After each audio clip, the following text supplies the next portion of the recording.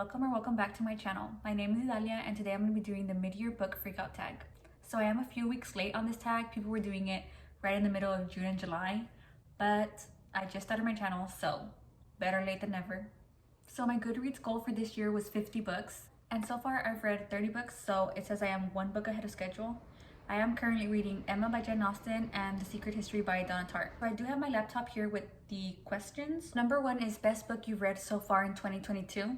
And the best book I've read so far is My Dark Vanessa by Kate Elizabeth Russell. Before I go over the synopsis of this book, I do want to say if you do want to read this book, you should look up the trigger warnings because there is a lot of trigger warnings for this book. So this goes between the year 2000 and the year 2017. So we get to see the main character when she's in high school, meeting her teacher for the first time. And then we get to see in 2017 when the teacher has an allegation from another student and just her having to come to terms with having to figure out more about herself and more about the relationship she had with her teacher and having to come to terms with the fact that she was groomed and that it wasn't love. Alternating between Vanessa's present and her past, My Dark Vanessa juxtaposes memory and trauma with the breathless excitement of a teenage girl discovering the power her own body can wield.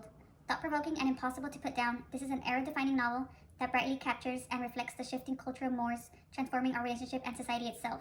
This book was so well written. It is a debut novel. It was uncomfortable to read at some times, but again, we are supposed to feel uncomfortable sometimes when reading because we're learning from it. And that uncomfortability brings up topics and discussions that need to be discussed and talked about. And although it is fiction, a lot of people do go through this. This is their reality of being groomed or being sexually abused. This book talks about a lot of different things, so I would just say be in the right headspace to read this, but it was beautifully written and it was a debut novel. So that's like the biggest part that surprises me is that this was her first book.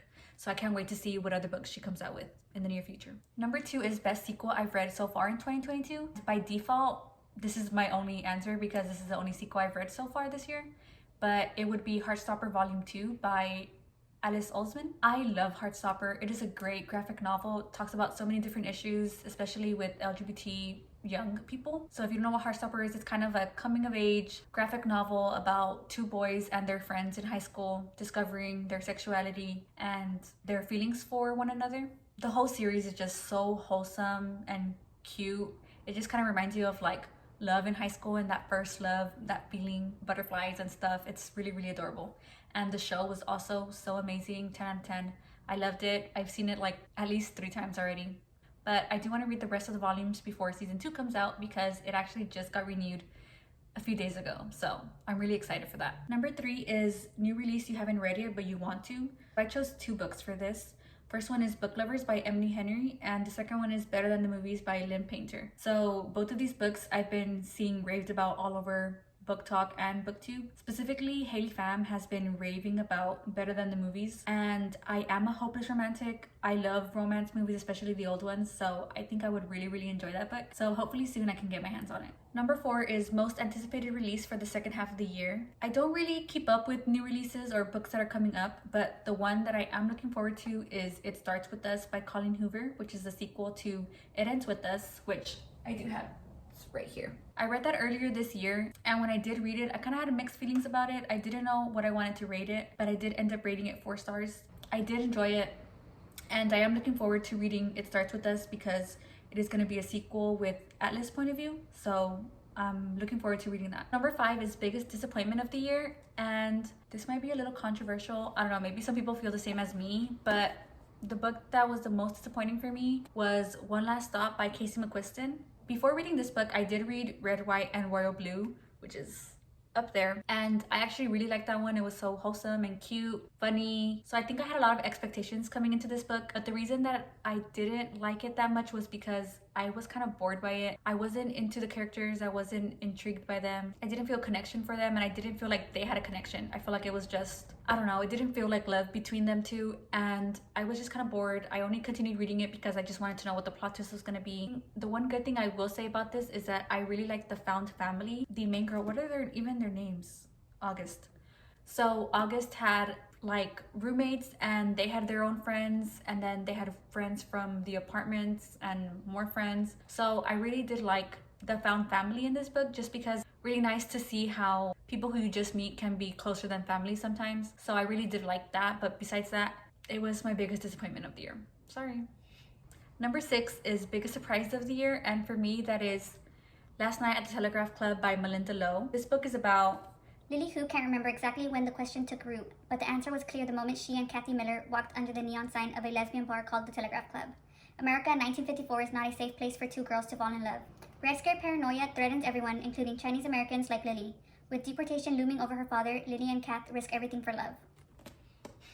this book. First of all, made me cry. Second of all, I love it. It's one of my new favorites. What I just loved about this book is that it was so well written. It really felt like the author handcrafted each sentence perfectly. But the thing that really sold me was just the historical context of the book. So we are in 1954 San Francisco. It is about two girls falling in love. So during that time, that was looked down upon. And the main girl, Lily, is Chinese American. So we also see kind of from the perspective of having immigrant parents. But just the historical context of this, you can tell that Melinda Lowe, girl, she did her homework. She really researched everything. It just felt like we were transported back in time to 1954 San Francisco. It really felt like we were there. If you can take anything away from this video, it is to read this book. It is so adorable, so cute, made me cry. Love it, 5 out of 5.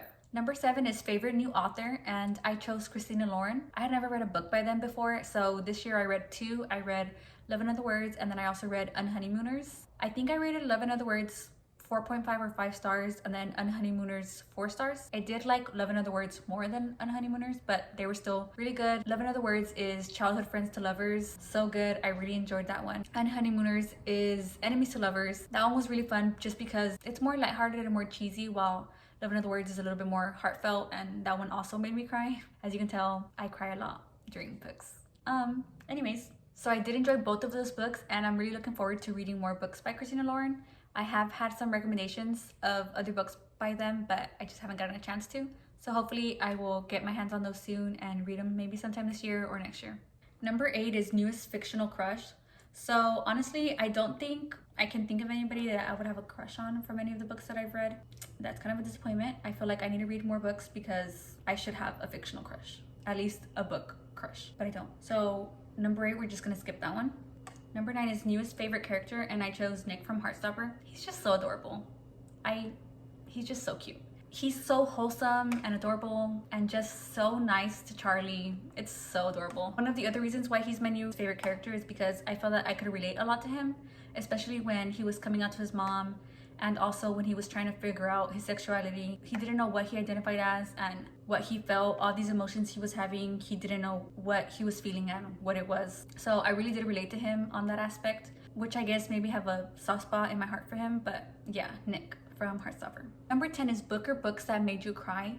And I did already mention a few that did make me cry, but with those it was more just like my eyes got watery, maybe one tear fell down. But a book that made me really cry was Juten by Om Prakash Valmiki.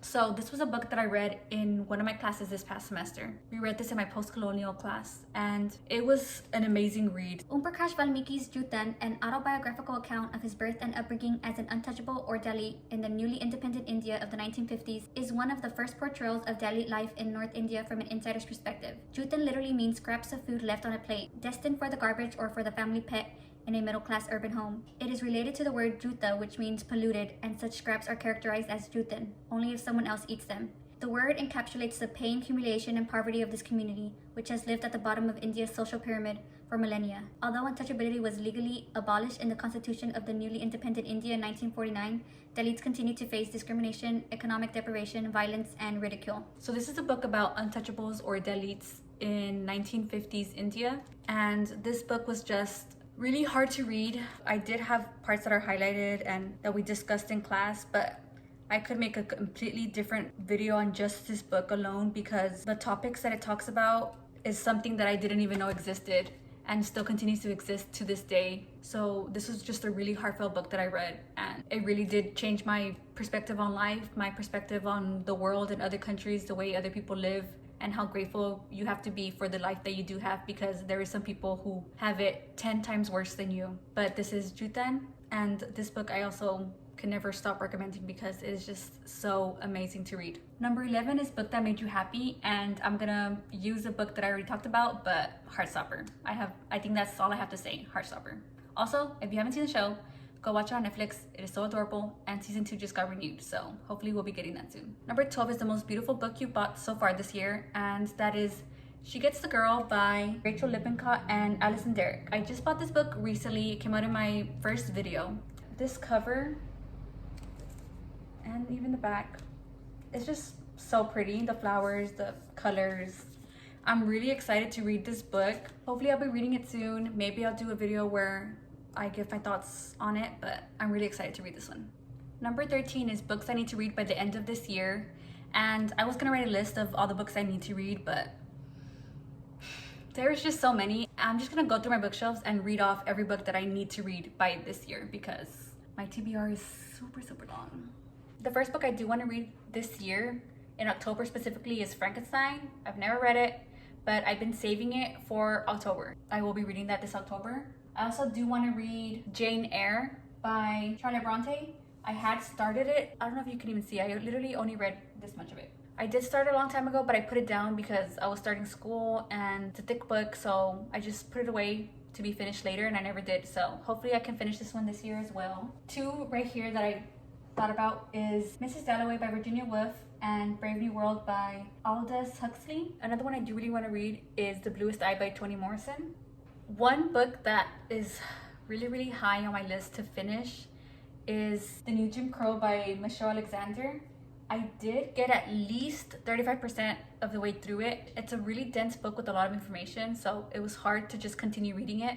But I will say I'm gonna try to read throughout the year, and hopefully I will finish it this year. If not, there's always next year. I can always continue reading it next year. Another book I do want to read is Rebecca by Daphne du Maurier. And also on my list is the second Harry Potter, because I've actually only read the first one and I thrifted the second book and the fifth book. I still need to continue looking for 3 and 4, but I do want to read the second one during maybe Christmas time. I don't know why, but Harry Potter just feels like a Christmas book to me.